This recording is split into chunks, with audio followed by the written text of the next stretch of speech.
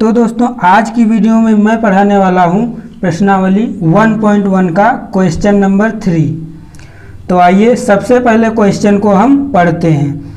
किसी परेड में 616 सदस्यों वाली एक सेना की टुकड़ी को 32 सदस्यों वाले एक आर्मी बैंड के पीछे मार्च करना है। दोनों समूहों को समान संख्या वाले स्तंभों में मार्च करना है। दोनों उन स्तंभों की अधिकतम संख्या क्या है जिसमें वे मार्च कर सकते हैं। जब भी दोस्तों याद रखना, अगर अधिकतम संख्या पूछी जाए तो अधिकतम संख्या का मतलब हाईएस्ट कॉमन फैक्टर, उसका HCF निकालना है। हमें क्या निकालना है? HCF। तो हमें दो संख्याएं दी गई हैं, एक तो 616 और 32। इन दोनों संख्याओं का HCF निकाल लेना है, बस सबसे सिंपल क्वेश्चन है। तो चलिए इन दोनों संख्याओं का HCF हम निकालेंगे यूक्लिड विभाजन प्रमेयिका के आधार पर। तो सबसे पहले बड़ी वाली संख्या को हम भाज्य मानेंगे a। तो दिया है a बराबर 616, b बराबर 32, b बराबर 32। अब हमें क्या करना है? सबसे पहले छोटी वाली संख्या से बड़ी वाली संख्या को भाग देते हैं, और तब तक हम भाग देते हैं जब तक शेष फल का मान 0 नहीं आ जाता है। तो चलिए हम भाग दे लेते हैं। तो 32 से हमें भाग देना है 616 को। तो यहाँ पर हमें 32 का पहाड़ा पढ़ना है कि 61 से ज़्यादा ना आए। तो 32 से कम 32 आएगा। यहाँ पर हम घटाएंगे, हासिल लेंगे, 11 में से 2 घटेंगे 9 बचेंगे, और इधर बचा 5, 5 में से 3 घटाएंगे 2 बचेंगे, आ गया 29। आगे हम संख्या उतार लेंगे 6।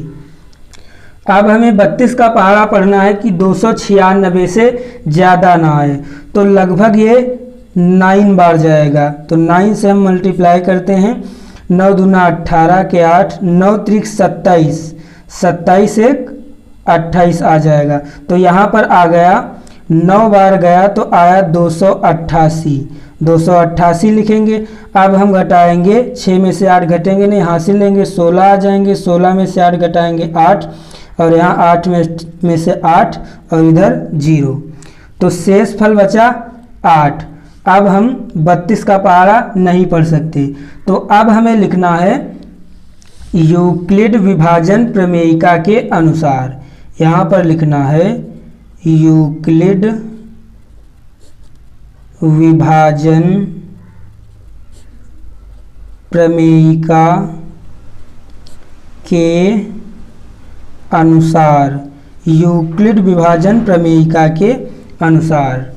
तो अब हम यहाँ पर लिखेंगे, सबसे पहले प्रमेयिका को लिख लेते हैं। प्रमेयिका होती है a बराबर BQ प्लस का R, जिसमें a होता है भाज्य। तो इसमें भाज्य है 616, भाज्य है 616 बराबर भाजक b का मान है 32, गुणे q का मान आया 19, प्लस r का मान आया है यहाँ पर शेषफल 8। अब हम देख रहे हैं यहाँ पर शेषफल का मान 0 नहीं आया है। तो अभी बताया हमने, अगर शेषफल का मान 0 नहीं आता है तो हम उसको फर्दर डिवाइड करेंगे, मतलब आगे भाग देंगे। तो यहाँ पर लिखेंगे r is not 0, r is not 0। तो हम पुनः भाग देते हैं। अब हमें भाग देना है, 8 को भाजक मानना है और 32 को भाज्य मानना है। तब भाग देंगे 8 से हम 32 को। तो यहाँ पर 4 बार जाएगा, 8 चौके 32, शेषफल आ गया 0। अब शेषफल 0 आ गया। अब हम यहाँ पर लिखेंगे पुनः यूक्लिड विभाजन प्रमेयिका, पुनः यूक्लिड विभाजन प्रमेयिका के अनुसार।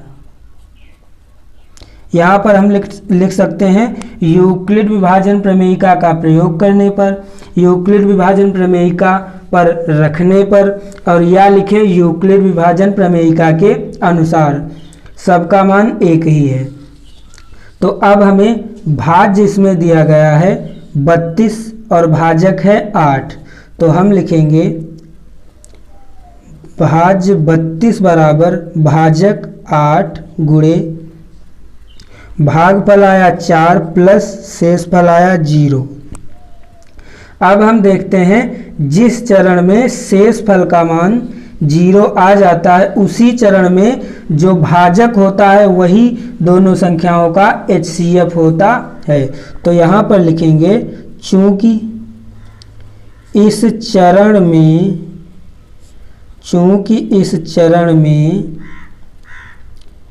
शेषफल 0 आया है, शेषफल 0 आया है, अतः इसका भाजक